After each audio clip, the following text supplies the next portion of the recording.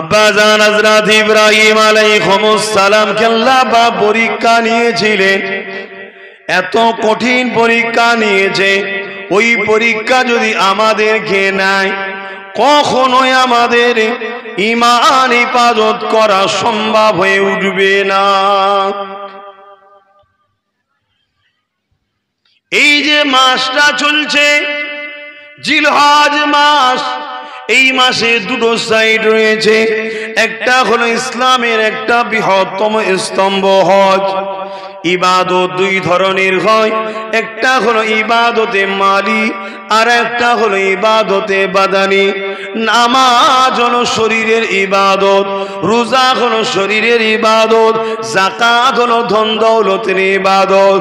কিন্তু হজ এমন একটা ইবাদত যেখানে শরীরেরও ইবাদত আছে, ধন দৌলতেরও ইবাদত রয়েছে। মুসলমানের ছেলে মেয়েরা, তরুণেরা, এ আমার নবী পাকের উম্মত উম্মতিগণেরা, আল্লাহ পাক জমিনের উপরে আমাদেরকে পরীক্ষা নেবে। এই পরীক্ষাতে যদি আমরা আল্লাহর ভালোবাসায় সবরের সঙ্গে ধৈর্যের সঙ্গে কামিয়াবি হতে পারি, তবে আখিরাত আল্লাহ আমাদের জন্য নাজাত দেবে। এ যুবকেরা, এই জিলহজ মাসে হযরত নবী ইব্রাহিম আলাইহিস সালামকে আল্লাহ পাক পাঠিয়ে পরীক্ষা নিয়েছিলেন। তাই এই মাসে অনেক গুরুত্ব রয়েছে, এই মাসের অনেক সম্মান রয়েছে। ইব্রাহিম আলাইহিস সালাম ইরাকের বাবল শহরেতে জন্মগ্রহণ করেছিলেন। এ যুবকেরা, তরুণেরা, ওই সময় পৃথিবীর জমিনে একজন শাসক ছিল যার নাম হলো নমরুদ। সে বড় অত্যাচারী জালিম শাসক ছিল। সে মানুষকে নিজের দাস দাসী বানাতো, সে মানুষকে নিজের উপাসনা করাতো, সে মানুষকে মূর্তির পূজা জোর করে করাতো। এইভাবে জুলুম অত্যাচার করতে লেগেছে। আল্লাহ পাক তার হাত থেকে মানুষকে বাঁচাবার জন্য হযরত ইব্রাহিম খলিলুল্লাহকে জমিনে পাঠালে। ইব্রাহিম আলাইহিস সালাম আস্তে আস্তে বড় হতে লাগলে। এই বড় হবার পরে তিনি এমন করে তাদেরকে বোঝাতে লাগলে, এ আমার এলাকার মানুষেরা নিজেদের হাতে তৈরি করে নিজেরা নিজেদের নকল খোদার উপাসনা করো কেন? এগুলো তো তোমরাই বানিয়েছো, এগুলো কখনো রব হতে পারে না। রব তো তিনি, যিনি জমিন আসমানের একমাত্র মালিক, যিনি তোমাকে দুটো চোখ দিয়েছে, যিনি দুটো হাত দিয়েছে, দুটো পা দিয়েছে, যিনি তোমাকে নিঃশ্বাস এখনো টানতে দিয়েছে, কার্বন ডাইঅক্সাইড বার করার ক্ষমতা দিয়েছে, যিনি তোমাকে আমাকে আশরাফুল মখলুকাত করেছে, তিনি হলেন তামাম কায়নাতের একমাত্র মালিক, তিনি হলেন আল্লাহু আকবার। তিনি সব থেকে বড়, তিনি আল্লাহু আকবার, তিনি হলেন আল্লাহ। এই খবর অনেক বড় কথা ভাই, আমি মূল জায়গাটা বুঝাতে চাইছি। পুরো যদি শুরু থেকে ধরে ধরে বলতে যায় তাহলে কয়েক বছর কেটে যাবে হুজুরের জীবনী বলতে গেলে। ইব্রাহিম আলাইহিস সালামের এই খবর নমরুদের কাছে চলে গেছে। নমরুদের কাছে মেসেজ গেছে যে ইব্রাহিম আমাদের বিরোধী করে, আমরা যে খোদার উপাসনা করি সেই খোদাদের বিরোধী করে। ইব্রাহিম নবীকে ডাকা হয়েছে, জিজ্ঞেস করা হয়েছে। ইব্রাহিম নবী সাফ সাফ বলে দিয়েছে যে হ্যাঁ, আপনি যা শুনেছেন সত্য শুনেছেন। আমি সেই রবকে আল্লাহ বলে মানি যিনি সূর্য পূব থেকে তোলে পশ্চিমে ডুবায়, যিনি মরা মানুষকে জিন্দা করে, জিন্দাকে মৃত্যু দেয়। জোরে বলুন সুবহানাল্লাহ। নমরুদ বলছে এটা তো আমিও করি, আমিও তো মানুষকে মারি, আর আমিও যে মরা মানুষকে জিন্দা করি। কত বড় আহমক ছিল, কত বড় মূর্খ ছিল দেখুন। সবচেয়ে বড় কথা, আহমক মূর্খর থেকেও বড় ব্যাপার হলো আল্লাহ যাকে হিদায়েত দেয় না সে কখনো হিদায়েত হতে পারে না। শুকরিয়া আদায় করুন যে আল্লাহ আপনাদেরকে হিদায়েত দিয়েছে, বলুন আলহামদুলিল্লাহ। এ নওজোয়ান তরুণেরা, হযরত ইব্রাহিম আলাইহিস সালামের সামনে নমরুদ সঙ্গে সঙ্গে জেলখানা থেকে দুজন কয়েদিকে নিয়ে আসলো। তাদের মধ্যে থেকে একজনের কালকে ফাঁসি হবার কথা ছিল, আর একজনের জনকে আজাদ জামিন হয়ে যাবার ব্যাপার ছিল। নমরুদ এমন করে যার কালকে ফাঁসি হবার কথা ছিল তাকে আজাদ করে দিল। দিয়ে ইব্রাহিম খলিলুল্লাহকে বলতে লেগেছে, দেখো আমি একে মরার কথা ছিল, কাল ফাঁসি হবার কথা ছিল, একে আমি আজাদ করে দিলাম। আর এর কালকে ছেড়ে হাই পাবার জামিন হবার কথা ছিল, তাকে নমরুদ হত্যা করে দিল। দেখো এর কালকে আজাদ হয়ে যাবার কথা, একে আমি মৃত্যুদণ্ড দিয়ে দিলাম। এ যুবকেরা, তরুণেরা, ইব্রাহিম আলাইহিস সালাম বলতে তো পারতেন, আরে বোকা এরকমটা নয়, কেউ যদি মৃত্যুবরণ করে ওই যে তুমি যাকে শাস্তি দিয়ে মৃত্যু দিলে ওকে জিন্দা করে দেখো। ইব্রাহিম নবী তর্কে গেল না, কেননা জানে যারা মূর্খ হয়, যারা জালিম হয়, তর্ক করলে তাদের সঙ্গে চলে না। তাই ইব্রাহিম নবী দ্বিতীয় কথা বলল, আল্লাহ তো তিনি যিনি পূব থেকে সূর্য তোলে, পশ্চিমে অস্ত্র দেয়, তুমি যদি খোদা হও একবার পশ্চিম থেকে তুলে দেখাও, কেননা আমার আল্লাহ তিনি পশ্চিম থেকেও উঠাতে পারে।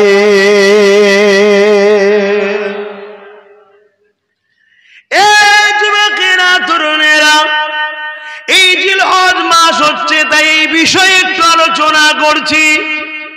তারপরও বিছখানে আমার রাসূলুল্লাহর গুণগত কথা বলবো, কেননা নবীর কথা না আলোচনা করে যেন মাহফিল ঠিক সাজে না।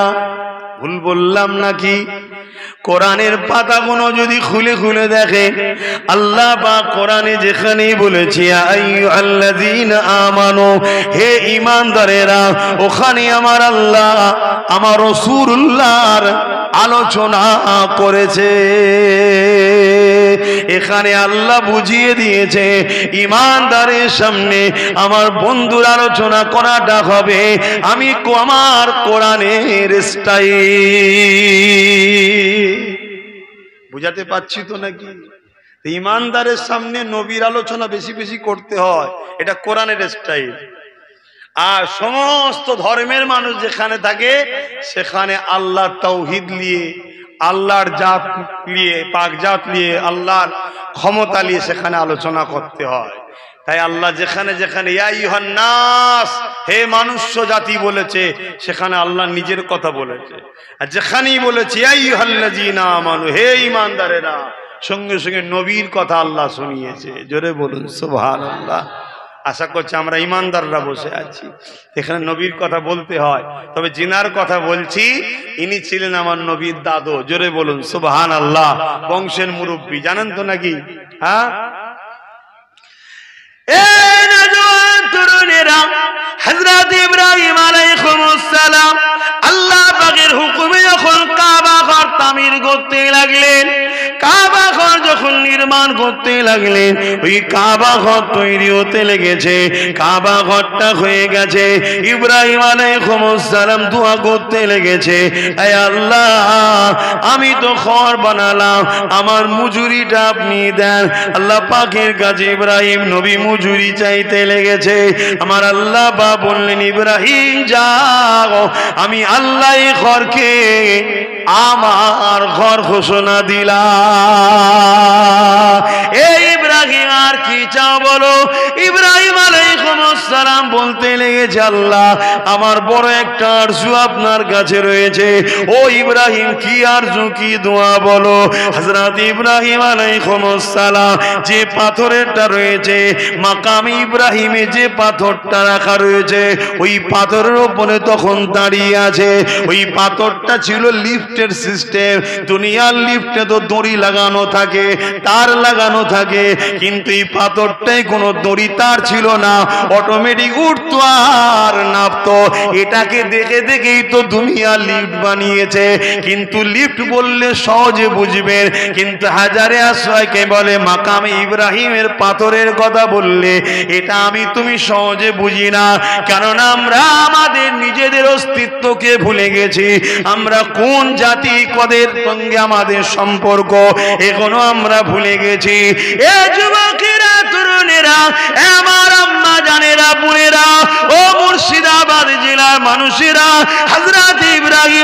আলাইহিসসালাম ওই মাকাম ইব্রাহিম যে পাথর আছে ওই পাথরের উপরে দাঁড়িয়ে রয়েছে, যে পাথর ইব্রাহিম নবীর পায়ের ছাপ পর্যন্ত আছে।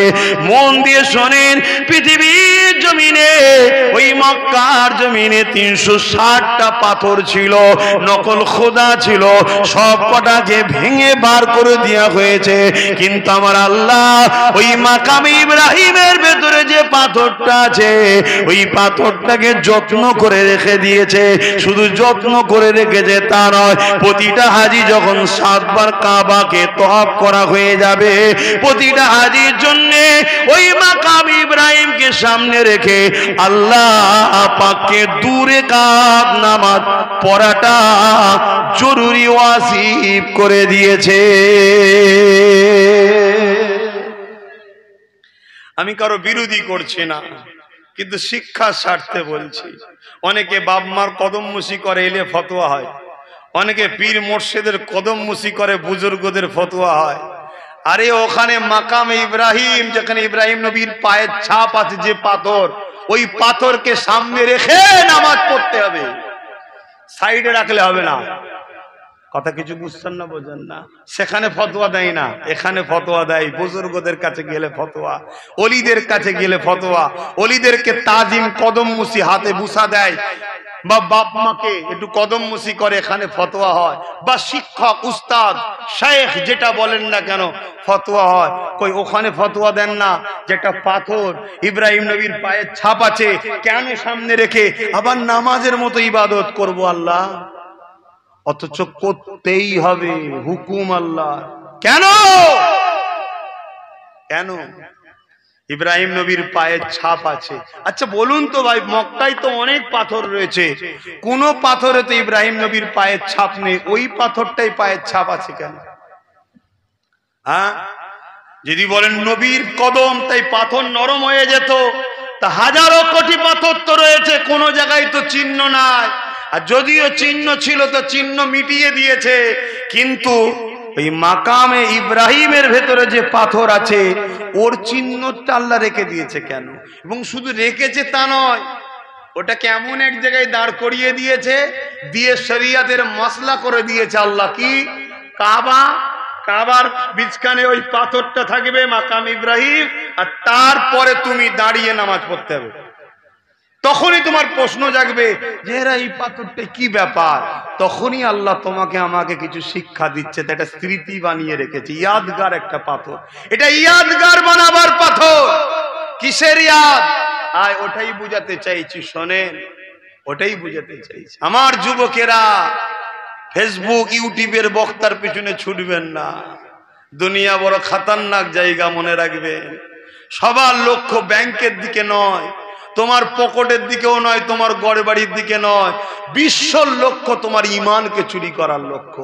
কেন? যতদিন তোমার ইমান থাকবে ততদিন বদর হলে তুমিই জিতবে, যতদিন তোমার ইমান থাকবে ততদিন কারবালা হলে তুমিই জিতবে। আরে এ জিত জেতে নে, আমার ইমাম পাকই জিতেছে, জোরে বলুন সুবহানাল্লাহ। এ জিত সিংহাসনে বসে ভোগ করতে পারেনি, বেউজ্জুতির জুতো খেয়ে মরতে হয়েছে। আমার ইমাম পাক আল্লাহর প্রেমে শেরকে ধর থেকে আলাদা করো। আজও বিশ্বের 200 কোটি লোকের হৃদয়ে জানের থেকে বেশি পিয়ারা হয়ে বসে আছে, জোরে বলুন সুবহানাল্লাহ। যতদিন তোমার ঈমান থাকবে ততদিন মনে রাখবেন ভারতবর্ষের এক মঈনুদ্দিন আজমিরি, তারপরও তিনি কামিয়াবি হয়েছেন। যতদিন ঈমান থাকবে মনে রাখবে হতভাগা আকবরের বিরুদ্ধে মুজাদ্দিদ আল-পেসানি হুজুরের লড়াই হয়েছিল, মুজাদ্দিদ আল-পেসানি কামিয়াবি হয়েছে, আকবর মিটে গেছে। আর ঈমান কিসের নাম বলবেন না? আমার যুবকগুলো তো বলো, কি গো সম্পর্ক রাখবে না? যুবকগুলোকে বলছি রাখবে না? তো বলো ঈমান, ঈমান কি? দাড়ির নাম, টুপির নাম, কিসের বিশ্বাস? এখন দিন হয়েছে তাই বলে কিসের বিশ্বাস? এটা মাইক্রোফোন, কি বিশ্বাস? এরকম বললে হয়? এক কথাই উত্তর দিচ্ছি, শোনেন। ঈমান জানের থেকে বেশি ভালোবেসে আদবের সাথে মুহাম্মদ সাল্লাল্লাহকে মেনে নিয়ে ভালোবেসে আদবের সাথে মেনে নিবার নাম হলো ঈমান। জোরে বলুন সুবহানাল্লাহ। যদি আপনাদের কারো মনের মধ্যে হয় আল্লাহ বাদ দিলেন কেন, নাউজুবিল্লাহ, আমার নবীকে যারা মেনেছে তারা আল্লাহ বাদ দিয়েছে? সিদ্দিক আকবর আল্লাহ বাদ দিয়েছে, উমর ফারুক আল্লাহ বাদ দিয়েছে, উসমান গনি আল্লাহ বাদ দিয়েছে, মাওলা আলী শেরে খোদা আল্লাহ বাদ দিয়েছে? আরে নাউজুবিল্লাহ, লা হাওলা ওয়ালা কুওয়াতা ইল্লা বিল্লাহ। আমার আল্লাহ নিজে আমাদেরকে শিখাচ্ছে কুল হুয়াল্লাহু আহাদ, বড় লাভ বড় কাফলাম কুল, এটা আল্লাহর জন্য না, এটা রাসূলের জন্য। হুয়াল্লাহু আহাদ এটা তাওহীদ, হুয়াল্লাহু আহাদ এটা কি? তাওহীদ। আর কুলটা হলো রিসালাত। হাবিব আপনি বলুন, আল্লাহ নিজে তাওহীদের সংজ্ঞা দিতে গিয়ে আগে রিসালাতকে সামনে এনেছে। জোরে বলুন সুবহানাল্লাহ। আগে নবীকে সামনে এনেছে। কেন? আমার আল্লাহ বলছে, বান্দা তোরা আমাকে চোখ দ্বারা দেখতে পাবি না, কান দ্বারা শুনতে পাবি না, নাক দ্বারা শুনতে পারবি না, জিভ দ্বারা আমাকে টেস্ট করা যায় না, হাত দ্বারা ধরে অনুভব করা যায় না, অতএব আমাকে পাবি কি করে? তাই আমি আমার পক্ষ থেকে আমার বন্ধুকে পাঠাচ্ছি, ওটাকে ভালোবাস, আমাকে ভালোবাসা হবে, ওটাকে অনুসরণ কর, আমাকে অনুসরণ করা হবে, ওটাকে খুশি কর, আমাকে খুশি করা হবে। গল্প বলছি না, কোরআন বলছি। মা আতাকুমুর রাসূল ফাখুযুহু ওয়া মা নাহাকুম আনহু ফান্তাহু। আমার নবী যা আদেশ করেছে মেনে নে, আমার নবী যা নিষেধ করেছে ছেড়ে দে। এটা আল্লাহর কথা, কোরআন শরীফ। জোরে বলুন সুবহানাল্লাহ। তাহলে কার আদেশ মানার হুকুম আল্লাহ দিয়েছে? জোরে বলুন। যা আদেশ করছে মান, যা নিষেধ করছে ছাড়। আল্লাহ তো তাই বলছেন, কুল ইন কুনতুম তুহিব্বুনাল্লাহ ফাত্তাবিউনি ইউহিব্বুকুমুল্লাহ ওয়া ইয়াগফির লাকুম যুনুবাকুম আল্লাহু গফুরুর রহিম। বড় কাবলাম কুল, তার মানে বলো। কে বলবে? রাসূলকে বলছেন আপ ফরমাইয়ে, ইন কুনতুম তুহিব্বুনাল্লাহ, যারা বলে, जो शख्स कहते हैं मैं रब ताला को मोहब्बत करते हैं। আমরা বলি না আল্লাহকে ভালোবাসি? এ বলেন না, বলেন না? अगर हम लोगों की बात सच है तो खुदा ने एक शर्त लगाया। তো যারা বলে আল্লাহকে ভালোবাসি, আল্লাহ বলছে এরা যদি সত্যবাদী হয়, সত্যবাদী না মিথ্যাবাদী বুঝবেন কি করে? আল্লাহ বলছে তোমরা যদি সত্যবাদী হও তাহলে ফাত্তাবিউনি, আগে আমার হাবিবের ইত্তেবা করো। এখন আমার একটা কথা বলুন তো ভাই, কাউকে ইত্তেবা করতে গেলে মহব্বতের প্রয়োজন আছে না নাই? জোরে বলেন। আপনার আব্বা যদি আপনাকে ব্যাগ দিয়ে বলে বাজার থেকে করে নিয়ে আয়, পানি হচ্ছে, তাও আপনি চলে যাবেন। পাড়ার যদি একটা মুরব্বী আপনার বাপের থেকেও বয়স্ক হয়, সে যদি বলে পানি মাথায় বাজারটা করে নিয়ে, আপনি কি বলবেন? ও চাচা পানি হচ্ছে, এখন যেতে পারবো না। ঠিক না বেঠিক? কিন্তু বাপের বেলায় শুনলেন, ওনার বেলায় শুনলেন না কেন? না, এটা আমার বাপ হয়, আমি মোহব্বত করি। তো মোহব্বত থাকলে ইত্তেবা করা যায়। तो फत्तबिउनी की अंदर प्यार छुपा हुआ है, लिहाजा माना ये हुआ जो शख्स कहते हैं मैं रब ताला को मोहब्बत करता हूं, अगर इन लोगों का प्यार सच है तो फत्तबिउनी, पहले प्यार के साथ मोहब्बत के साथ मेरे हबीब को मान लो। जोरे बोलुन सुभान अल्लाह।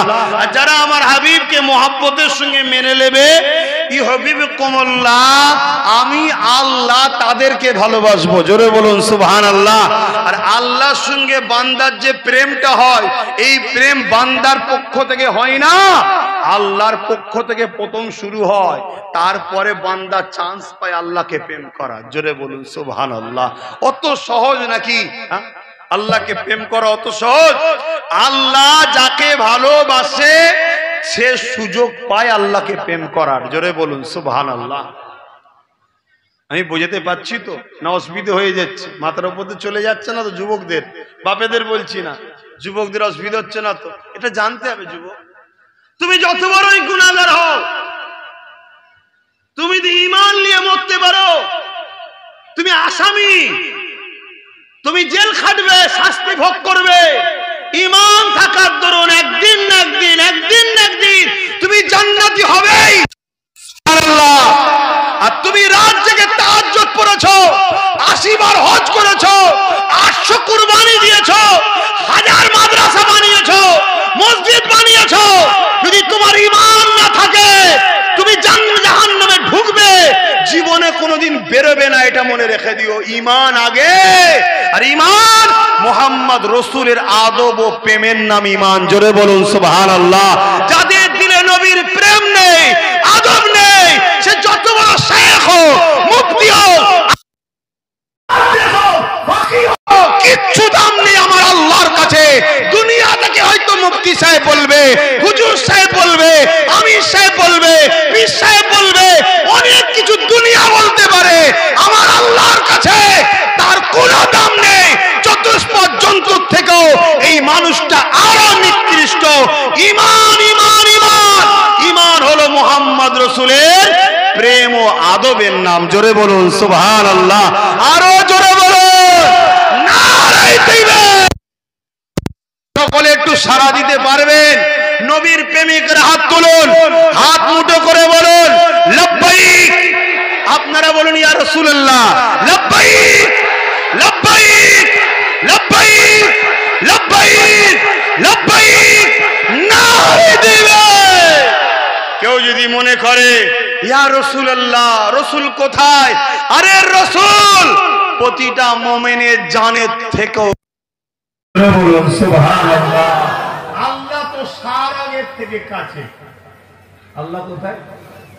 সারাগের থেকেও কাছে। কারো যদি সারাগ কেটে যায় 2-3 সেকেন্ড সময় পাতে পারে, আর যার যদি জান বেরিয়ে যায় কোন সেকেন্ড টেকেন্ড আর আছে? তা আল্লাহ নিজে সারাগের থেকে কাছে রয়েছে, আর রাসূলকে জানের কাছে ঢুকিয়ে দিয়েছে। জোরে বলুন সুবহানাল্লাহ। আল্লাহ ঠেলে দিচ্ছে তো আমরা বার করে দিচ্ছি কেন? আর এটা আল্লাহ করেছে কেন? এটা আল্লাহর প্রেম, এটা আল্লাহর ভালোবাসা, এটা আল্লাহর মহব্বত।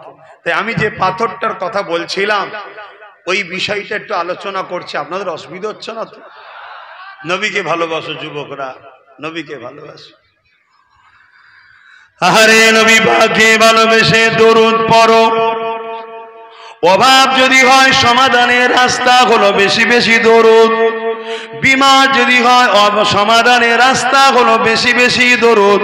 কোন মুসিবত রয়েছে সব রাস্তা বন্ধ হয়ে গেছে, নিরিবিলি নির্জুমে একা একটা ঘরের মধ্যে বসে যাও, আলো কোনো বন্ধ করে দিয়ে চোখের কোণা দিয়ে পানি ঝরিয়ে ঝরিয়ে দরুদ পড়া শুরু করো, দরুদ পড়া শুরু করো। তোমার সমস্ত রাস্তা যে বন্ধ হয়ে গেছে, নবীর উপরে দরুদ পড়ার জন্য তোমার আল্লাহ এই নবীর প্রেম দেখে তোমার রাস্তাগুলোকে খুলে দেবে। এ যুবকেরা, তরুণেরা, ইব্রাহিম খলিলুল্লাহ ওই পাথরের স্মৃতিটা আল্লাহ রেখে দিয়েছে কেন? ওই পাথরের উপরে দাঁড়িয়ে ইব্রাহিম নবী বলেছিলেন, আমার আল্লাহ আমি আপনার কাছে একটা আরজু রাখি। আল্লাহ বলে, ইব্রাহিম কি চাও বলো? আমার ইব্রাহিম নবী বলেছে, আল্লাহ আখিরি নবী, নূর নবী, দয়া নবী মুহাম্মদ সাল্লাল্লাহু আলাইহি ওয়াসাল্লাম তিনাকে আমার বংশে পাঠাবেন, অর্থাৎ আমি ইব্রাহিমকে তিনার দাদু হিসাবে বানান। আল্লাহ আল্লাহ পাক সেই নবীকে আমার নসলে পাঠান। আমার আল্লাহ জানতে চাইলে, এই ইব্রাহিম রে তুমি তো একজন নবী, আর একজন নবীর জন্য কেন দোয়া চাও? ইব্রাহিম নবী আবার বলেন, আল্লাহ আমার বড় দিলের তামান্না আমি আখেরি নবীর জন্য দাদু হতে পারি। এই যখন দোয়াটা নবীর জন্য চাইছে, অর্থাৎ নবীর মিলাদ করতে লেগেছে, নবীর আলোচনা করতে লেগেছে, নবী পাকের যখন আলোচনা করতে লেগেছে, মাওলুদ বানাতে লেগেছে, আমার আল্লাহ ওই সময় পাথরকে বলে, ওরে পাথর এই সময়টা, এই টাইমটা তোর সিনার মধ্যে তুই রক্ষিত করে নে। আল্লাহ পাথরকে নরম বানিয়ে দিল। ইব্রাহিম নবীর পায়ের ছাপটা রয়ে গেল। কিয়ামত পর্যন্ত কোটি কোটি লোক হজ করতে যাবে, ওই পাথরকে সামনে রেখে আল্লাহকে সিজদা করবে। এ যুবকেরা, তরুণেরা, বাপেরা, এই পাথর এত সম্মান পেয়ে গেল কি জন্যে?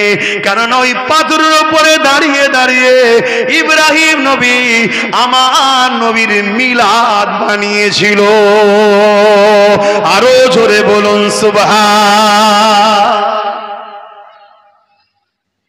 যে পাথরটার উপরে দাঁড়িয়ে নবীর আলোচনা হয়, নবীকে চাওয়া হয়, নবীর মাউলুদের, মাউলুদ মানে কি? নবজাতক শিশুর জন্ম, কিন্তু নবীর ক্ষেত্রে জন্ম বলা যায় না, আগমন। নবীকে চাওয়া হয়, সেই পাথরকে আল্লাহ বলেন নরম হ, আমি নরম বানিয়ে দিলাম, তুই স্মৃতি বানিয়ে এলে বুকে। তাহলে ভেবে দেখুন, যদি আমরা আমাদের দিলে সেই রসুলকে রাখি, তাহলে আমাদের ঘর আল্লাহ স্মৃতি হিসাবে রাখবে না রাখবে না? 800 বছর হয়ে গেছে, গরিবে নওয়াজ চলে গেছে, আজও মানুষের স্মৃতিতে আছে না নাই? কেন? গরিবে নওয়াজ নিজেকে রসুলুল্লাহর গোলাম বানিয়েছে তাই। কথা কিছু বুঝলেন? হ্যাঁ। আর নবীর যারা গোলাম হয় তারা যত পুরাতন হয় তত দাম বাড়ে। সব জায়গায় বয়স হলে দাম কমে, সব ক্ষেত্রে। একমাত্র নবীর প্রেমিক ও নবীর গোলামদের বয়স যত বাড়ে দাম তত বাড়ে। জোরে বলুন সুবহানাল্লাহ। মুজাদ্দেদে আল-পেসানি রাসূলুল্লাহর গোলাম ছিল, আজও মানুষ তিনার কাছে যায়। কথা বুঝে আসছে? বেরেলিদের পীর সাহেব আলা হযরত আহমদ রেজা খান বেরলুবি রাহমাহুল্লাহ, তিনি রাসূলুল্লাহর গোলাম ছিল, আজও কোটি কোটি লোক তিনার কাছে যায়। আমার মুর্শিদ মুজাদ্দিদুজ জামান সৈয়দনা আবু বকর সিদ্দিক ফুরফুরাবি আল কুরাইশি রাসূলুল্লাহর গোলাম ছিল। কিছু কম বেশি 80-85 বছর আগে চলে গেছে, আজও কোটি কোটি লোক তিনার কাছে যায়। মনে রাখবেন, নবীর গোলামরা যত পুরাতন হয় তত দাম বাড়ে। পৃথিবীতে বাকি সব জিনিসের দাম কমে। যত বড় ফিল্ম স্টার নায়ক নায়িকা হোক না কেন, একটু বুড়ো হয়ে গেলে ভক্তরা সব পালিয়ে যায়, অন্য নায়ক নায়িকা ধরে। কি ভুল বলছি? কিন্তু আমার রসুলের গোলাম যত বুড়ো হয় তত তাকে দেখার জন্য লোকের ভিড় বেশি বাড়ে। আমি নিজে দেখেছি, আমার মেজো দাদু যান মুফতি আজম মেজো হুজুর পীর কেবলা 108 বছর বয়সেও মসজিদে 5 ওয়াক্ত জামাতের সঙ্গে নামাজ পড়তেন। বলুন সুবহানাল্লাহ। তো হুজুরের কাছে আমাদের ফুরফুরা শরীফে 3 দিন একটা ইসালে সওয়াব ধর্মীয় জলসা হয়, 21, 22, 23 ফাল্গুন। আপনারা হয়তো অনেকে জানেন, অনেকে জানেন না, আমি দাওয়াত দিচ্ছি, যাবেন। এবং ফুরফুরা শরীফে আমি একটা নলেজ সিটি বানাচ্ছি, 100 বিঘে জমির উপরে, খবর পেয়েছেন হয়তো, যাবেন দেখবেন। কথা বুঝে আসছে? এবং আগামী দিন আপনাদের বাচ্চাদের ঘরেও যদি দেন, পড়াশোনা করানোর জন্য দেবেন, তবে ওখান থেকে শখ আমার ডাক্তার, উকিল, জজ, ডিএম, ব্যারিস্টার বানাবার। আলেম উলামা মাদ্রাসা থেকে অনেক আছে ফুরফুরা শরীফে, আপনাদের এলাকাতেও আছে, সেখান থেকে আলেম হোক। আলেমেরও দরকার আছে, কিন্তু ডাক্তারেরও দরকার আছে না নাই?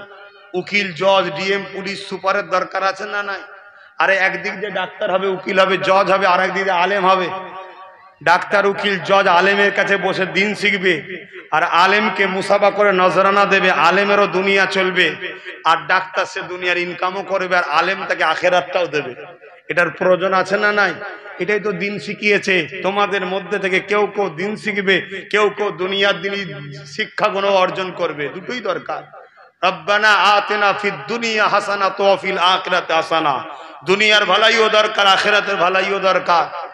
তো যাই হোক, আমি যেটা বলতে চাইছি, তা সেই জায়গায় ওই হুজুর কেবলার সঙ্গে দেখতাম, বাপ রে বাপ, লাইন। অথচ আমরা জনজন হুজুর তো না। নবীর গোলাম যত পুরাতন হয়, যত বয়স হয়, তত তিনার দাম বাড়ে। জোরে বলুন সুবহানাল্লাহ। তাই আমি প্রতিটা যুবককে বলবো, পৃথিবীর দ্বিতীয় কারো পিছনে ছুটে এই সম্মান পাবে না যে সম্মানটা আমার রাসূলুল্লাহর পিছনে ছুটলে পাওয়া যায়। অতএব সবাইকে ঝেড়ে দাও, ফেলে দাও, যে রসুলকে ফলো করো। আর নবীকে ফলো করার জন্য একজন নবী প্রেমিক উস্তাদ দরকার, যাকে মুর্শিদ বলতে পারো, পীর বলতে পারো, শায়েখ বলতে পারো, হযরত বলতে পারো, যে ভাষায় তুমি ডাকো না কেন। উদ্দেশ্য কি? যে আপনাকে রসুল পর্যন্ত পৌঁছাবে। কথা বুঝে আসছে? এর জন্য একজন জাননেওয়ালাও দরকার আছে। তো যাক, আমি আবার ফিরে আসছি।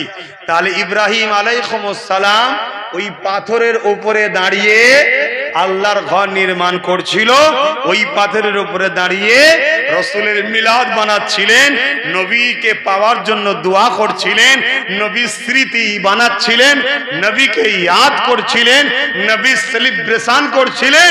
আমার আল্লাহ বললেন, এ পাথর, ইব্রাহিমের পায়ের দাগটা তোর সিনাতে রেখে দে, সবে কিয়ামত পর্যন্ত যত কোটি লোক আমার এই কাবায় আসবে সবাইকে দেখাবো যে আমার বন্ধুর মিলাদ শুধু তোরা বানাচ্ছিস তা নয়, আমার ইব্রাহিমও বানিয়েছিল, তার প্রমাণ দেখ। জোরে বলুন সুবহানাল্লাহ।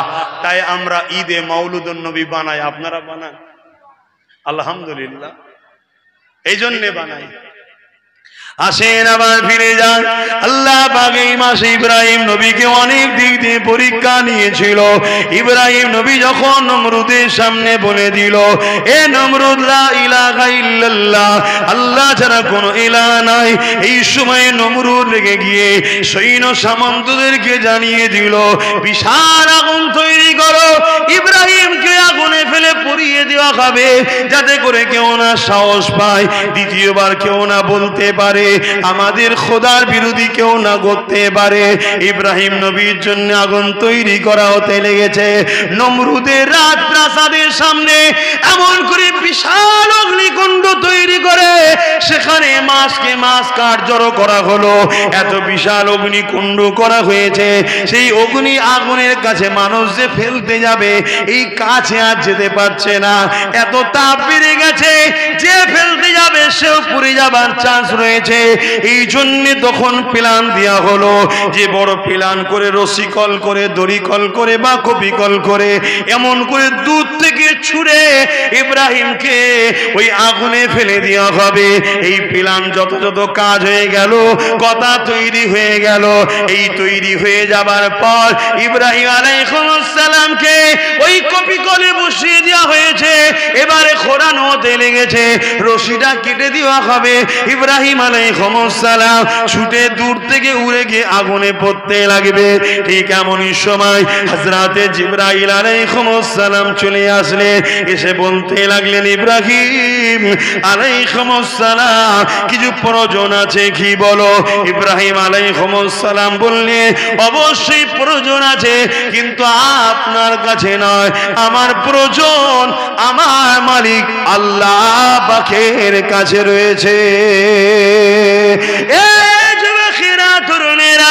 এইরকম একটা সময়তে ইব্রাহিম আলাইহিস সালাম বলতে লেগেছে, ও হযরতে জিবরাইল, আল্লাহ আমাকে পরীক্ষা করতে লেগেছে, তুমি আমাকে ডিস্টার্ব করো না। ও হযরতে জিবরাইল, আমাকে নমরুদ আগুনে ফেলতে লেগেছে, আমার আল্লাহ সব দেখতে পাচ্ছে, যদি আমার আল্লাহ এই নমরুদের আগুনে ফেলে তিনি খুশি হয়, এতে পুড়িয়ে আমার আল্লাহ যদি খুশি হয়, আমি আমার আল্লাহর জন্য একবার দুবার নয়, হাজারটা যদি জিন্দেগি পাই, 1000 বার পুড়তে রাজি আছি। আরো জোরে বলুন সুবহান। কি প্রেম ছিল আব্বা, দেখুন আমরা পারবো আল্লাহর জন্য 1000 বার যদি জান দেয় আল্লাহ, 1000 বার আগুনে পুড়তে রাজি আছি, আমরা পারবো? যদি বলা হয় আল্লাহর জন্য চলো লড়াই করতে হবে, পারবেন? তাহলে বলুন আমরা কোথায় আছি? কোথায়? তরুণেরা, আমার নবী পাকের প্রেমিকেরা, তুমি আল্লাহর পক্ষে দেখো আর শয়তানের পক্ষে দেখো, মৃত্যু সবার তো একদিন না একদিন হবে, তবে আল্লাহর পক্ষে যাদের মৃত্যু হয় তারা বেহিসাব জান্নাত পেয়ে যাবে, যারা শয়তানের পক্ষে মরণ হবে তাদের জন্য জাহান্নাম রয়েছে। ইব্রাহিম নবীকে আগুনে ফেলে দেওয়া হলো।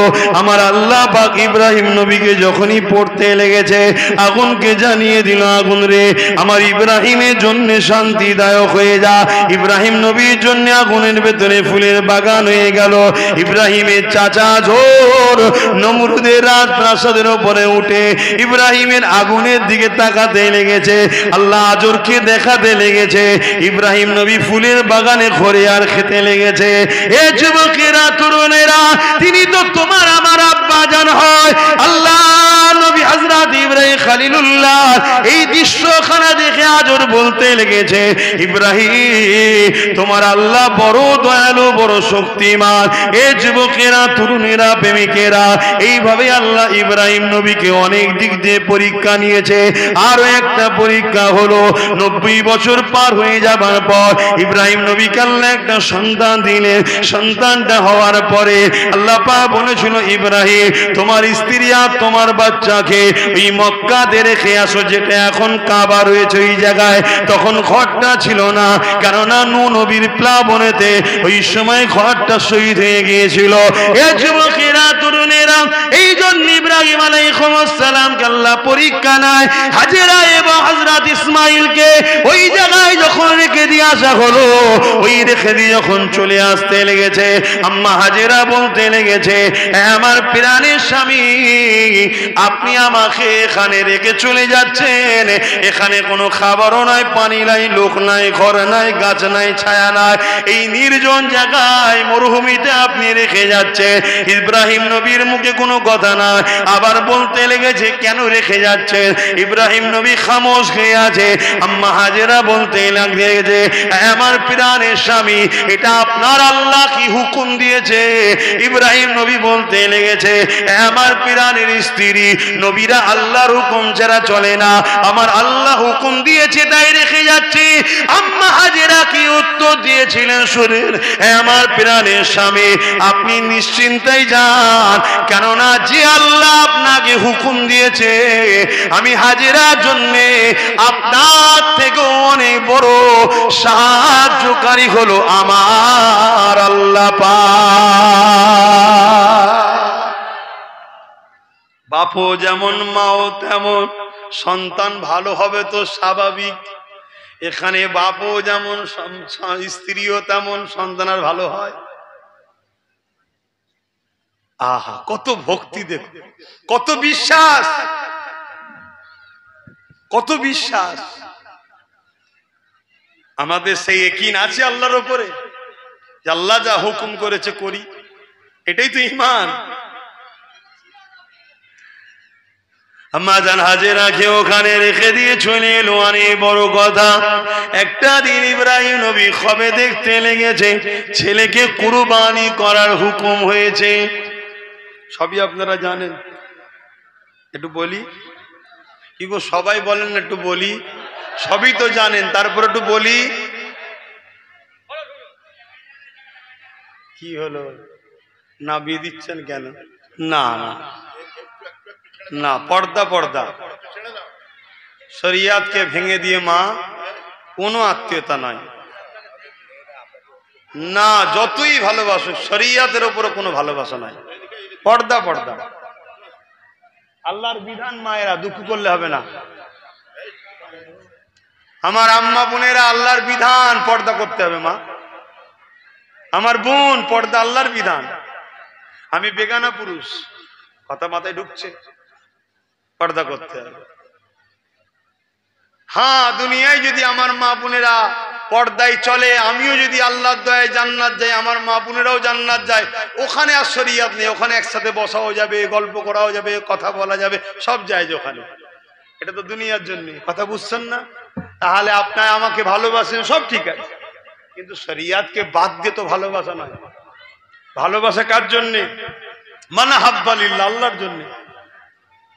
বিচ্ছেদ কার জন্যে? আল্লাহর জন্যে। আত্মীয়তা কার জন্যে? আল্লাহর জন্যে। বন্ধুত্ব কার জন্যে? আল্লাহর জন্যে। দুশ্মনী কার জন্যে? আল্লাহর জন্যে। কারো সঙ্গে দুশ্মনী করতে উদ্দেশ্য যেন আল্লাহ থাকে। আমাকে কেউ যদি ভালোবাসেন, উদ্দেশ্য যেন আল্লাহ থাকে। আমাকে কেউ যদি দুশ্মনী করেন, উদ্দেশ্য যেন আল্লাহ থাকে। ব্যক্তিগত স্বার্থ দুশ্মনী করাও হারাম, ব্যক্তিগত স্বার্থে ভালোবাসাও হারাম। শুনছেন তো নাকি? এমনি এমনি বলে কিছু নেই, সবটাই আল্লাহ। এই হাত দুটো আমার নয়, সৃষ্টি করেছেন আল্লাহ, আমায় ব্যবহার করতে দিয়েছে। পা দুটো আমার নয়, সৃষ্টি করেছেন আল্লাহ, আমাকে ব্যবহার করতে দিয়েছে। এই চোখে যে দেখছে, এই দুটো আমার নয়। এক একটা চোখে 13-26,000 কোটি লেন্স আছে, জানেন আপনারা? 1 টাকা করে যদি ধরা হয়, 26,000 কোটি টাকা শুধু দুটো চোখে আল্লাহ ফ্রিতে দিয়েছে। কত টাকা? 26,000 কোটি। তাহলে ভিখারি বানিয়েছে নাকি আল্লাহ আমাদের ঘরে? কিন্তু আমরা নিজেরা ভিখারি হয়ে আছি। কেন আমরা মূল রাস্তা ছেড়ে দিয়েছি? কোন রাস্তা? ওই বললাম রাসূলুল্লাহর রাস্তা। এজন্য আমাদের দুর্দশা এরকম। আর না হয় যাদের পায়ে জুতো ছিল না, যাদের পরনায় জামা ছিল না, যারা ঠিকভাবে খেতে পেত না, রোগ বিমারে জর্জরিত, কোনো উন্নতি ছিল না, কারেন্ট ছিল না, উন্নয়ন ছিল না, শিক্ষা ছিল না, মাত্র দুটো লোক সই করতে জানতো, ওই আশরিফ, কি নাম এখন, কি নাম বলুন? মদিনা শরীফ। নবী জায়গার আগে কি ছিল? আশরিফ। যারা কিছুই জানতো না, কিন্তু আমার রসুল যখন গেল, দয়ার নবীকে তারা জানের থেকে বেশি ভালোবেসে ধরে নিল। তারা কোনোদিন ভেবেছিল যে আমার পায়ে জুতো নেই, অর্ধেক পৃথিবী দখল করবো কি করে? পরনার জামা নেই, অর্ধেক পৃথিবী দখল করবো কি করে? না, রাসূলুল্লাহর নকশা কদমে চলেছে। দুনিয়া যাদেরকে ঘৃণা করত, পৃথিবীর মধ্যে আজকের তারিখও সব থেকে শ্রেষ্ঠ হলো মদিনার বাসী আনসারীরা। জোরে বলুন সুবহানাল্লাহ। তারপরে মক্কাবাসীরা। হ্যাঁ বন্ধু, আসুন, মদিনাবাসী মক্কাবাসীর থেকেও শ্রেষ্ঠ। কথা মাথায় ঢুকছে? হ্যাঁ, ভালো করে বুঝবেন। এখানে আর একটা কথা বলি, হজ চলছে, হজ, প্রচুর মানুষ হজ করতে যায়, তাই তো নাকি? যান, ভালো জিনিস, যান। আহা, আল্লাহর ঘর দেখবেন না, ছবিতে দেখে বুঝতে পারবেন না। ওখানে যখন দেখবেন, কাবাকে প্রথম যখন দেখা হয়, আল্লাহর ঘর দেখেছেন, আল্লাহ বলছে আমি তো কিছু গিফট দেবো তোদের ঘরে, যা দোয়া চাইবি সেটাই কবুল করব। জোরে বলুন সুবহানাল্লাহ। এই তো হজের মাস চলছে, আমার ঘর দেখলি যেটা চাইবি সেটা দেবো, তবে দোয়াটা হারাম দোয়া চাইলে হয় না, হালাল দোয়া চাইতে হয়। কথা বুঝে আসছে তো? যাই হোক, ওই কাবা যখন শরীফ দেখা হয় না, সব দোয়ার কথা ভুলে যায়। যদি বলেন কেন? আমরা যে ছবিতে দেখি আর হাকিকাতে দেখার মধ্যে আসমান জমিনের থেকেও বেশি পার্থক্য। কি বিশাল ঘর! হযরতরা গেছেন, যারা দেখেছেন তেনারা দেখেছেন কি বিশাল। আল্লাহু আকবার। কথা বুঝে আসছে? কিন্তু অনেকে মক্কায় কাবায় যায়, হজ করে, মদিনায় যেতে চায় না। আমার যুবকরা তোমরা শোনো, আর তোমাদেরকে সে যাই না আলাদা কথা, তোমাদেরকে আবার বলে যাস না, কি হবে যে সমাজে ছড়াচ্ছে। এটা হচ্ছে ইহুদিদের প্ল্যান। কাদের প্ল্যান? জোরে বলবেন না। ইহুদিদের প্ল্যান। কেন? ইহুদিরা জানে যতদিন না এদের দিল থেকে মুহাম্মদ রসুলকে বার করা যাবে, ততদিন পৃথিবীকে আমাদের হাতের মুঠোয় আনা যাবে না। ওই একটাই যদি মঈনুদ্দিন আজমিরির মতো থেকে যাবে, একাই ঠিক করে দেবে। কথা বুঝছেন তো নাকি? তা মদিনায় এবারে যখনই কথা বলা হবে, অনেকে বলবে হজের রুকনের মধ্যে তো মদিনায় যাওয়া নেই। আপনারা অমনি ঘাবড়ে যান। কথা ঠিকই, হজের রুকনের মধ্যে মদিনায় যাওয়ার কোনো মসলা নাই। কেন নাই জানেন? হজ হচ্ছে ইবাদত, আর মদিনা হচ্ছে ঈমান। ইবাদত আর ঈমান দুটো আলাদা জিনিস। ইবাদত আর ঈমান দুটো আলাদা জিনিস। ঈমানদার যখন হজ করে তখন হয় সেটা ইবাদত। ঈমানদার যখন দাড়ি রাখে তখন হয় সুন্নাত। ঈমানদার যখন টুপি পরে তখন হয় সুন্নাত। ঈমানদার যখন জুব্বা পরে তখন হয় সুন্নাত। ঈমানদার যখন রোজা রাখে তখন হয় সব ফরজ আমল। ঈমানদার যখন কোরবানি করে তখন ওয়াজিব আদায় হয়। ঈমান যদি না থাকে, সে হজ করলেও লাভ। জোরে বলেন, একটু বলবেন না? হযরত উমর ফারুক রাদিয়াল্লাহু তাআলা আনহু হুজুর কাবা শরীফের পাশে হাজারে আসওয়াদের সামনে গিয়ে হাজারে আসওয়াদকে চুমা দেবে। এই সময় হঠাৎ করে বলে উঠলেন, আপনাদের অসুবিধা হচ্ছে ভাই? কেন? আমার যুবকরা বড় চঞ্চল, তুমি মুরব্বী মানুষ, এখন সব ভাল লাগবে। এদের এখন অনেক ব্যস্ত, এদের অনেক জায়গায় টাইম দেওয়া থাকে না, সব কিছু ছেড়ে দিয়ে আল্লাহর দয়ায় যে বসে আছে, কোটি কোটি শুকরিয়া। আল্লাহ তোমাদেরকে এইভাবে পরকালে যেন ওলিদের সাথে জান্নাতটাও দিয়ে দেয়। বলুন আল্লাহুম্মা আমিন। হায় আল্লাহ কবুল করুক, বলুন আল্লাহুম্মা আমিন। বসো আমার ভাইরা, আর একটুখানি বসো। হযরতে ওমর ফারুক রাদিয়াল্লাহু তাআলা আনহু হাজারে আসওয়াদে চুমা দেবেন, তার আগে বলে উঠলেন কি, এ পাথর হাজারে আসওয়াদ, তুমি একটা পাথর, সাদা পাথর, তোমাকে আমি চুমা দিতাম না যদি আমি উমর নিজের চোখে না দেখতাম যে দয়ার নবীর ঠোঁট তোমাতে লেগেছে, দয়ার নবী চুমা দিয়েছে তা নয়, দয়ার নবীর ঠোঁট তোমাকে লেগেছে। জোরে বলুন সুবহানাল্লাহ। এখন অনেকে বলতে পারে হাজারে আসওয়াদের নবী চুমা দিয়েছে, আমি বলবো না, হাজারে আসওয়াদের নবী চুমা দেয়নি, হাজারে আসওয়াদ নবীর ঠোঁটে চুমা দিয়েছে। জোরে বলুন সুবহানাল্লাহ। কারণ হাজারে আসওয়াদই হতো না যদি মোহাম্মদ রসুল না হতো। জোরে বলুন সুবহানাল্লাহ। হ্যাঁ, এ বিষয়ে দলিল আছে। আরে তারিখে হাদিস উঠান, আমার রসুলকে যখন দুধমা হালিমা কোলে করে নিয়ে ঘরে ফিরছে নিজের দেশে, তখন মনে করেছে আরে মক্কায় কখন আসা হবে কোনো ঠিক নাই, একবার কমসে কম তওয়াফটা করে নি, তওয়াফটাকে একবার করে নি। তখন রাসূলুল্লাহ কোথায়? দুধমা হালিমা হুজুরের, জোরে বলেন, কোলে। শিশু তখন। নবী ছিলেন তো নাকি? আওয়াজ দিয়ে বলবেন, ছিলেন তো নাকি? যুবকরা বলো, ছিলেন তো নাকি? হ্যাঁ। কেন এখন এরকমও শোনা যায় যে 40 বছর আগে নাকি নবী ছিল না। বলুন নাউজুবিল্লাহ, লা হাওলা ওয়ালা কুওয়াতা। এই আকীদা ইহুদিদের আকীদা। এই কাদের আকীদা? ইহুদিদের। আরে ইহুদিরাও দাঁড়িয়ে রাখে, ইহুদিরাও টুপি পরে। ইহুদিদের দেখবেন মাঝে মাঝে নেটে দেখবেন ইহুদি কারা, তাদের ধর্মগুরুকে দেখলে চিনতে পারবেন না, মনে হয় বড় বড় হুজুর। কথা বুঝে আসছে? তাদের আকীদা হলো রাসূল 40 বছরের আগে নবী ছিল না। নাউজুবিল্লাহ বলেন। আরে আমার নবী তখন থেকে নবী যখন আদম সফিউল্লাহ পানি কাদা মাটির সঙ্গে মিশেছিল, তারও আগে নবী। নবী কখন থেকে নবী? যখন আল্লাহর আরশ তৈরি হয়নি, তারও হাজারো বছর আগে রাসূল নবী ছিলেন। নবী কবে থেকে নবী? কোরআন শরীফকে জিজ্ঞাসা করো, নবী কবে থেকে নবী? কোরআন বলছে ইয়াসিন ওয়াল কোরআনিল হাকিম। ইয়াসিনটা কে? জোরে বলুন, ইয়াসিন। হে আমার ইয়াসিন, হে আমার ইয়াসিন। যেনার অস্তিত্ব নেই তেনাকে ডাকা যায়, যেনার অস্তিত্ব আছে তেনাকেই ডাকা যায়। নবী তখন আমার আল্লাহর কাছে নবী ছিলেন, কুদরতি কাছে নবী ছিলেন। জোরে বলুন সুবহানাল্লাহ।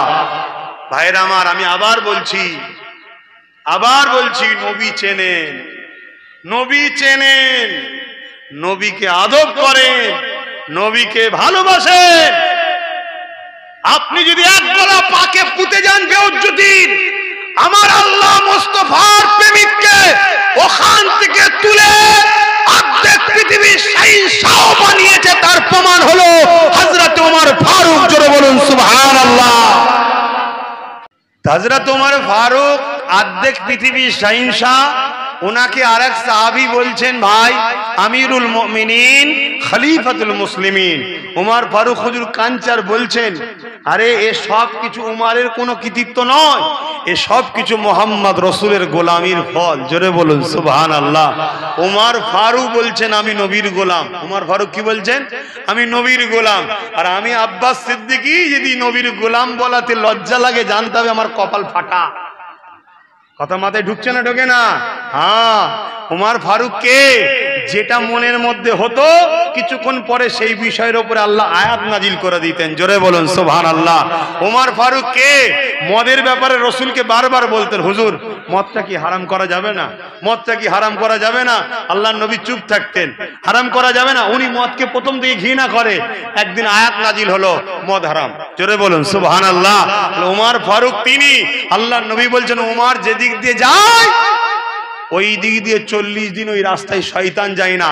কারো বাড়িতে যদি জেনে টেনের উৎপাত হয়, আমার কথা মিলিয়ে পরীক্ষা করেন না রে বাবা। পরীক্ষা করতে কি আছে? পরীক্ষা করতে কি আছে? একটা কাগজে ভালো করে হযরতে ওমর ফারুক লিখে বাড়ির দরজায় বা ঘরে ঘরে টাঙিয়ে রেখে দেবেন। তারপর দিন থেকে দেবেন ওই ঘরে দুষ্টু জেনার আসবে না, পানি দেবে। ইনি হলেন ওমর ফারুক। কথা বুঝলেন? তিনি বলছেন আমি এই যে অর্ধেক পৃথিবী চালাচ্ছি, এটা আমার কোনো কৃতিত্ব নয়, এটা হচ্ছে আমার রাসূলুল্লাহর গোলামির ফল। নবীর গোলামি করেছি, তাই আল্লাহ আমাকে এই মাকাম দিয়েছে। জোরে বলুন সুবহানাল্লাহ। না হয় আমি যখন ছোট ছিলাম, আমার আব্বা দুটো বকরি বা দুম্বা দিত, বলতো চড়াগে যা, আমি দুটো বকরিকে সামলাতে পারতাম না, এটাকে ধরি তো ওটা পালাই, ওটাকে ধরি তো এটা পালাই। আর আজকে অর্ধেক পৃথিবীর লোক শুধু বলে উমার বলেছে, থরথর করে কাঁপে। এটা কি উমারের কৃতিত্ব হতে পারে?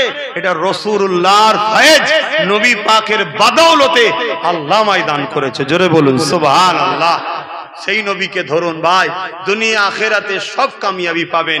নবী ছেড়ে দিয়েছি বলেই আজ আমাদের কিছু নাই। আর নবীকে কেমন ধরতে হয়, হ্যাঁ, কেমন আদব করতে হয় জানেন? কেমন আদব করতে হয়? আজ তো একটু দাঁড়িয়ে সালাম দিলে সমাজের সমালোচনা হয়। কেন রে বাবা, কেন সমালোচনা করেন? আপনার কোন সমস্যা থেকে আপনি বসে দেন, সমালোচনা করেন কেন? দলিল খোঁজেন, দলিল দলিল। আল্লাহ নবী থুতু মুবারক ফেলতে চাইছে, থুতু থুতু মুবারক ফেলতে চাইছে, সাহাবারা হাত পাচ্ছে, আর রাসূলুল্লাহ আমার হাতে দেন, আমার হাতে। এ যুবক শোনো, বুখারীর হাদিস বলছি, আমার বাপের গল্প শোনাচ্ছি না, নবীর হাদিস। আল্লাহ নবী থুতু মুবারক ফেলতে চাইছে, সাহাবারা হাত পাচ্ছেন, ইয়া রাসূলুল্লাহ আমার হাতে দেন, হুজুর আমার হাতে দেন, হুজুর আমার। রেসারেসি হচ্ছে। যার নসিব ভালো হতো তার হাতে পড়তো, তিনি নিয়ে চেহারা বুকে টুকে মাখতো। কয়েক সপ্তাহ ধরে ওই সাহাবীর গা থেকে মুশকে আম্বারের থেকে বেশি খুশবু বেরোতো। জোরে বলুন সুবহানাল্লাহ। এখন আমি জানতে চাইছি, এই যে সাহাবী থুতু চাইলেন, হুজুর আমার হাতে দেন, কোরআনের কোন জায়গায় আল্লাহ বলেছে যে আমার বন্ধু যখন থুতু ফেলবে তোমরা হাত বেরিয়ে লাও? বা রাসূলুল্লাহ কখনো বলেছে যে আমি যখন থুতু ফেলবে তোমরা হাত বেরিয়ে নেবে? প্রেম করতে লাগে না, প্রেম হয়ে যায়, প্রেমের কোনো দলিল লাগে না। কথা মাথায় ঢুকছে? মনে রাখবেন। আর একটা কথা বলি, আদব আদব আদব।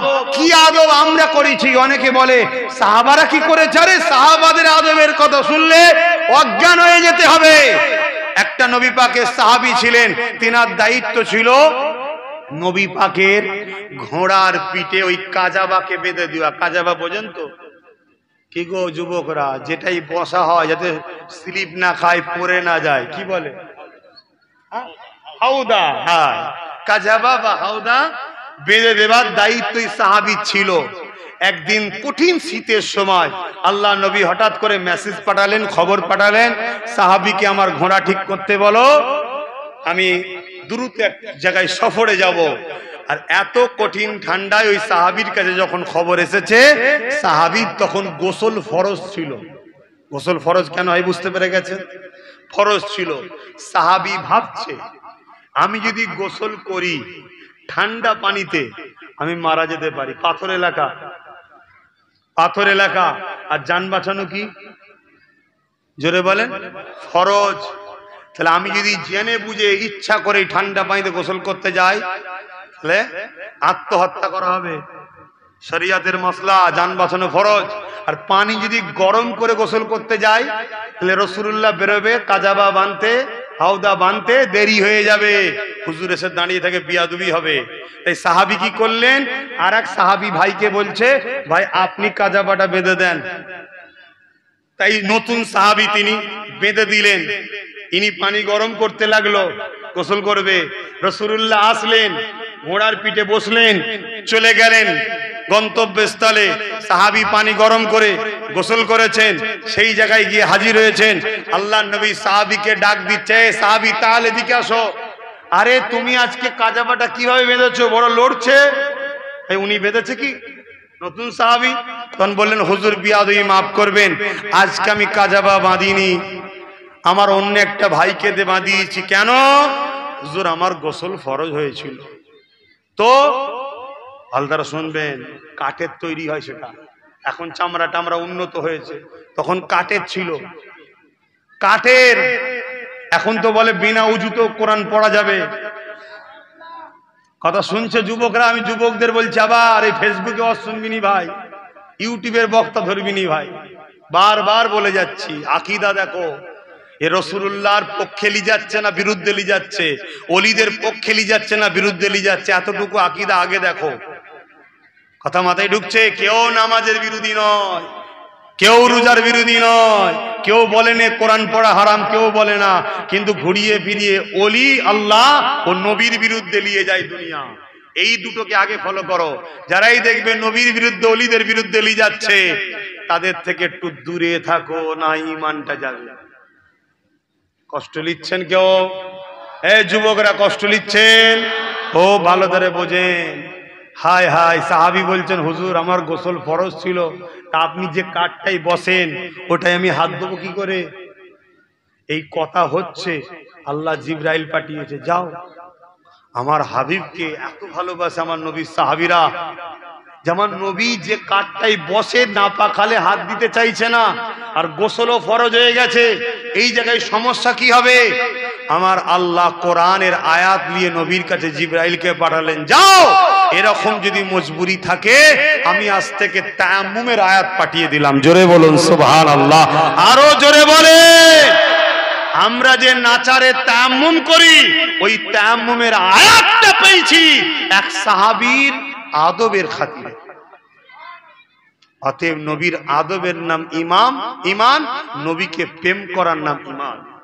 নামাজ, রোজা, হজ, যাকাত, দাঁড়ি, টুপি, মসজিদ, মাদ্রাসা এসব হলো আমল, ঈমান নয় আমল। আমলটা কি? আর একটু খুলে বলছি, ভালো করে বোঝেন। আল্লাহ প্রত্যেককে মুসলমান করে পাঠিয়েছে দুনিয়ায়, জানেন তো নাকি? প্রত্যেকে জন্মসূত্রে কি মুসলমান, প্রত্যেককে আল্লাহ মুসলিম করে পাঠিয়েছে, সে মুসলমান ঘরে হোক আর অমুসলিমের ঘরে হোক, জন্মসূত্রে মুসলিম। মন দিয়ে শোনো যুবকরা, কথাটা কিন্তু খুব বুঝার আছে। এই দুনিয়া হলো ভিসা অফিস। দুনিয়া কি? Visa office. এখানে ভিসা লাগাতে হবে। ওই পাসপোর্টে, যে পাসপোর্ট মায়ের পেট থেকে বেরিয়েছে যখন, আল্লাহ দিয়েছে কি তুমি মুসলিম। শুনছো তো নাকি? তুমি মুসলিম। এই পাসপোর্ট দিয়ে আল্লাহ দুনিয়ায় পাঠিয়েছে, এটা হলো ভিসা অফিস। এখানে একটা স্ট্যাম্প ভিসা লাগাতে হবে। ওই ভিসাটার নাম হলো মুহাম্মাদুর রাসূল। জোরে বলুন সুবহানাল্লাহ, আরো জোরে বলেন সুবহানাল্লাহ। অর্থাৎ এই জমিনে নবীর প্রেম আদবের ভিসা তুমি লাগাও, লাগিয়ে কবরে ঢোকো, ফেরেশতা চেক করবে ভিসা ঠিক আছে, তপকাপ চেক হতে হতে তুমি জান্নাতে এন্ট্রি হবে। জোরে বলুন সুবহানাল্লাহ। যদি দুনিয়ার নিজাম পাসপোর্ট আছে, ভিসা না থাকার জন্য যদি তোমায় এন্ট্রি না হতে দেয়, তাহলে আমার আল্লাহর জান্নাতের দেশে তুমি যদি মুহাম্মদ রাসূল নামক এই প্রেম আদবের ভিসা যদি তোমার না থাকে, তুমি এন্ট্রি হতে পারবে না। এবার নামাজ, রোজা, হজ, যাকাতটা কি? কোন জায়গায় যেতে গেলে প্রয়োজনীয় সামান লাগে না লাগে না? ডলার লাগে না লাগে না? যাতে 7 স্টার 5 স্টার হোটেলে থাকতে পারি, যার যত ডলার বেশি সে তত ভিআইপি কোয়ালিটিতে থাকবে। যার যত নামাজ, রোজা, হজ, যাকাত বেশি, জান্নাতে সে তত মাকামটা বেশি পাবে। এখন এন্ট্রি হতে গেলে ডলার দেখে না, এন্ট্রি হতে গেলে ভিসা দেখে। আগে ঢোক জান্নাতে। ঢুকতে গেলে রাসূলকে দরকার, ওইটা থাকার পর এবার আপনি আমল করেছেন। কেউ তাহাজ্জুদ পড়েছে 5 ওয়াক্তের সাথে, আর কেউ শুধু 5 ওয়াক্ত পড়েছে। যে তাহাজ্জুদ পড়েছে তার মাকাম শুধু 5 ওয়াক্ত পড়ার থেকে একটু বেশি হবে। জোরে বলুন সুবহানাল্লাহ। তাহলে আগে কোনটা লাগবে? জোরে বলুন, রসুলকে লাগবে। রসুলকে, এক কথাই বলুন না, রসুলকে লাগবে। আমি এক কথা বলতে গিয়ে অন্যদিকে চলে গেলাম, সময় তো আর নাই। আমি শুধু একটা কথা বলছিলাম কি, হযরতে উমর ফারুক হুজুর ওই যে পাথরটাকে চুমু খাচ্ছিল, ওই বিষয়টা একটু বলে দিই। অসুবিধা হচ্ছে, পিছনের ভাইদের অসুবিধা হচ্ছে। হযরতে আলী রাদিয়াল্লাহু তাআলা শেরে খোদা, এলেমের দরজা, তিনি পাশে দাঁড়িয়েছিলেন। ওমর ফারুক যখনই বলল যে পাথর তোকে আমি চুমু খেতাম না, তুই আমার উপকারও করতে পারবি না, ক্ষতিও করতে পারবি না। হযরতে আলীর হুজুরের মুখ খুলে গেল, এলেমের দরজা খুলে গেল। হুজুর বলতে লেগেছে, ভাই ওমর, আপনি যেটা বলছেন ঠিকই বলছেন, তবে এটা অন্য পাথরের মতো নয়। এ পাথরের দুটো কাজ আছে। কটা কাজ বলুন? মওলা আলী শেরে খোদা হুজুরের কথা মানেন না মানেন না? দুটো কাজ আছে। কি কাজ? হযরত ওমর ফারুককে মওলা আলী শেরে খোদা বলছে, আমি আলী রাসূলুল্লাহ নূরের জবান থেকে নিজে কানে শুনেছি, হাজারে আসওয়াদের দুটো কাজ। কোন মুমিন যদি হজ করতে আসে, কোন মুমিন মুসলিমের উপরে ভিসা যে লাগায় তাকে বলা হয় মুমিন। মুসলিম তো সবাই, আর মুমিন মুসলমান আলাদা। কথা বুঝে আসছে? এই মুমিন যখন হজ করতে আসে, অর্থাৎ মুমিন মুসলমান, চলতে গিয়ে গুনাহ হয়ে যায় না যায় না? ও যখন হাজারে আসওয়াদে চুমা দেয়, ওই হাজারে আসওয়াদ নবীর প্রেমিক হিসাবে ওই মুমিনের গুনাহকে সব টেনে নেয়। জোরে বলুন সুবহানাল্লাহ। আর যখন কোন মুনাফিক এই পাথরে চুমা দেয়, কে? জোরে বলুন। ওই মুনাফিকের ফটো তুলে রাখে। এই ফটোটা কেন বললাম, যাতে আপনাদের মাথায় ঢোকে চট করে। ফটো তুলে রাখে, কিয়ামতের দিন এই পাথর আল্লাহর কাছে সাক্ষী দেবে যে আল্লাহ এ মুমিন ছিল, এ মুনাফিক ছিল। তাহলে মক্কায় সবাই যাচ্ছে, ভাবছেন কি গুনাহ মাফ হচ্ছে নাকি? হাজারে আসওয়াদে চুমা দিবার জন্য পাগল হয়ে যায়, চুমা দিবার জন্য পাগল হয়ে যায়, ঠেলাঠেলি করছে। কেন রে বাবা? না চুমা দিলে গুনাহ মাফ হয়ে যাবে। আরে বন্ধু না, মুমিন যদি চুমা দেয় গুনাহ মাফ হয়, মুনাফিক চুমা দিলে মাফ হবে না। আরে আবু জেহেলের তো দখলেই পাথরটা ছিল, ছিল না? ছিল না? আবু জেহেল কম চুমু খেয়েছে? চুমু খেয়ে মুখে টুকে সব মেখেছে, মাফ হয়ে যাবে নাকি? আগে রসুলের প্রেমিক হও, মদিনাওয়ালাকে হৃদয়ে রাখো, রেখে হাজারে আসওয়াদের সামনে দাঁড়ায়, পাথর হাজারে আসওয়াদ শোন, মুস্তাফার গোলাম এসেছি, জিন্দেগিতে অনেক ভুল করে ফেলেছি, আল্লাহ তোকে যে মাকাম দিয়েছে ওই ক্ষমতায় আমার গুনাহটা টেনেলে, তবে তো পাথর টানবে। কথা শুনছেন ভাই? কথাই কথা বেড়ে যাচ্ছে। আমার মেসেজ একটাই, আজকের দিন আপনাদের কাছে দিয়ে গেলাম, রসুলকে ভালোবাসেন, নবীকে আদব করেন, নবীকে প্যার করেন, নবীর শান মর্যাদাকে বোঝেন, দিলে রসুলকে রাখেন, রাত্রিরে নিরাওলা নিরিবিলিতে একা একা হয়ে নবীর উপরে দরুদ পড়েন, নবীকে দেখার শখ করেন। আল্লাহর দয়াতে আপনি এমন ভাবে চেঞ্জ হয়ে যাবেন, আল্লাহর ওলি হয়ে দুনিয়া থেকে যাবেন। জোরে বলুন সুবহানাল্লাহ। মনে রাখবেন, নবী ছাড়া বিকল্প কোনো রাস্তা নাই। আজ আমাদের ধ্বংসের কারণ এটাই, আমাদের মধ্যে রসুল নাই। আসুন সেই নবীর তাজিম ভালোবাসায় আল্লাহকে দেখিয়ে সালাত ও সালাম ইয়া নবী সালাম।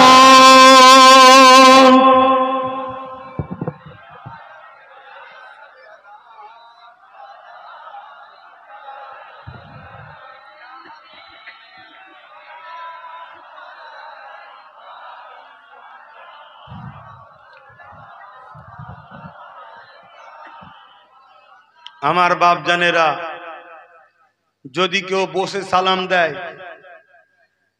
তাকে বেঈমান বলার অধিকার ইসলাম আমাকে দেয়নি, কারণ ইসলামের জোর জবরদস্তি নিষেধ আছে। কিন্তু কেউ যদি দাঁড়িয়ে সালাম দেয়, তার যদি কেউ বিরোধী করে, আমি সেই ব্যক্তিকে বলবো আপনার ঈমান চলে যাওয়ার সম্ভাবনা আছে। কিছু বুঝতে পারলেন? কেউ যদি বসে দেয়, তার ঈমান চলে গেছে বলার ইজাজত ইসলাম আমাকে দেয়নি। কেন? এটা ফরজও নয়, সুন্নতে মুআক্কাদাও নয়, ওয়াজিবও নয়। এটা হলো প্রেম। এটা কি? প্রেম। এটা আদব, এটা নিজের ঈমানের ব্যাপার। যার যত প্রেম, যার যত আদব, তার ঈমান তত মজবুত। কথা বুঝে আসছে? অনেকে বলে দলিল কি আছে? আমি আবার বললাম, দলিল এখানে থাকে, আর দলিল মসলার জন্য হয়, আর আদব প্রেম এখানে থাকে, এখানে কোনো দলিল লাগে না। কি গো, বুঝতে পারছেন তো নাকি? আল্লাহ মাসলা মাসাইল ফতোয়া ফিকা সব ইলম জ্ঞান এখানে রেখেছে, আর ঈমানকে কোথায় রেখেছে? জান হৃদয়ে রেখেছে। কেন? এ দলিল ছাড়া চলে না, আর এ কিচ্ছু বোঝে না। ভালোবাসি তো ভালোবাসি, লোক হাজারো বলুক, যাই বলুক, যত সমালোচনাই করুক, এখানে যে জায়গা পায় সে কারো কথা শোনে না। তাই এখানে আল্লাহ ঈমান রেখেছে, রসুল এখানে থাকার জিনিস, নামাজ রোজা হজ যাকাত দান খায়রাত এখানে থাকার জিনিস। এটা মসলাই চলে, এটা প্রেমে চলে। কিছু বুঝে আসছে? এই দাঁড়ানোটা কোনো মসলার ব্যাপার নয়, এটা এখানের ব্যাপার, এখানের ব্যাপার নয়। বুঝতে পারছি তো নাকি?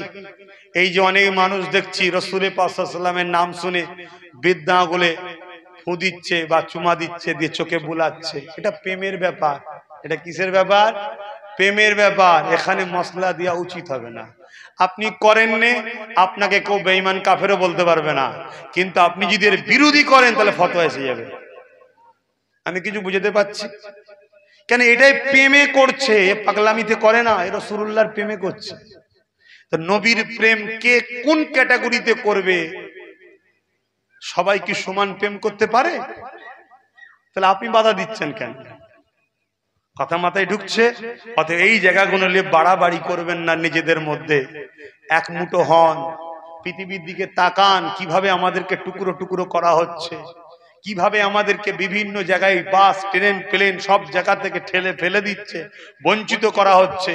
আর নিজেদের মধ্যে এই জিনিসগুলো নিয়ে লড়াই করবেন না। আপনি দেননি, কিন্তু ফতোয়াবাজি করবেন না।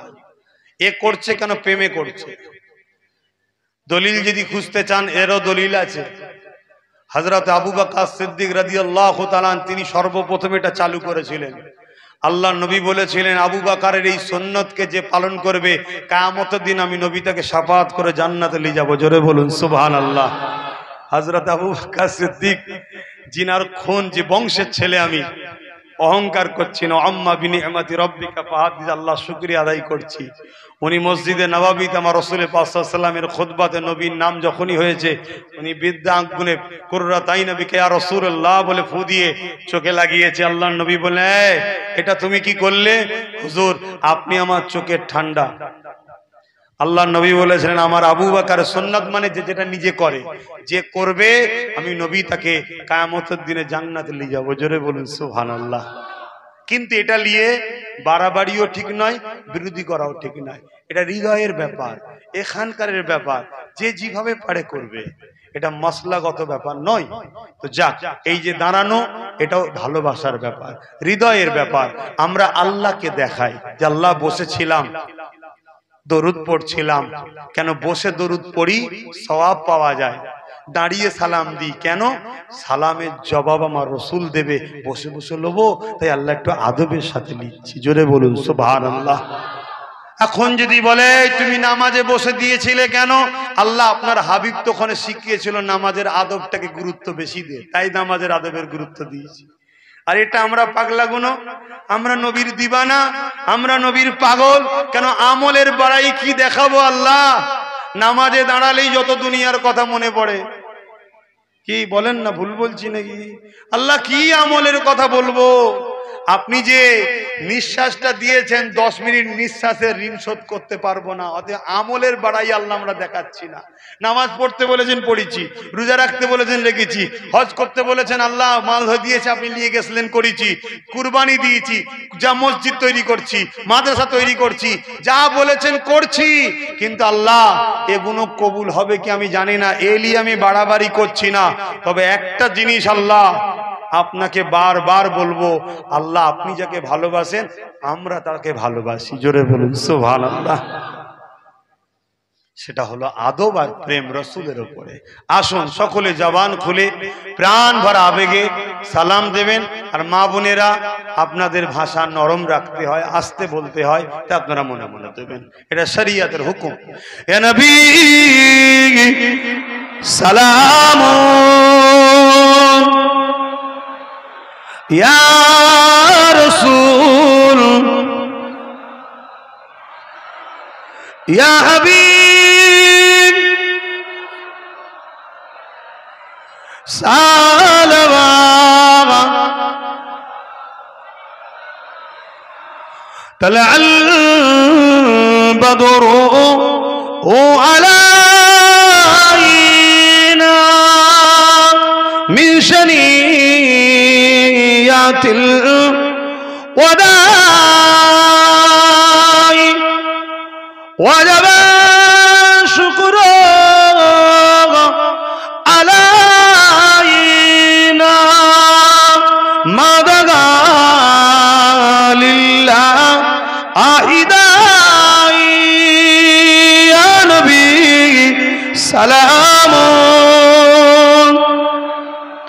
ইয়া রাসূল, ইয়া হাবিব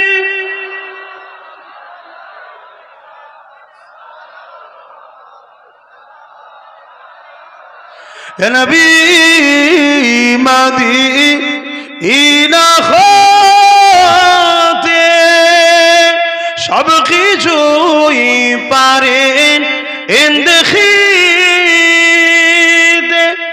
মোদের লাশ কবরে রাখিলে লইবেন আপন করে নবী সালাম ইয়া রাসূল ইয়া হাবিব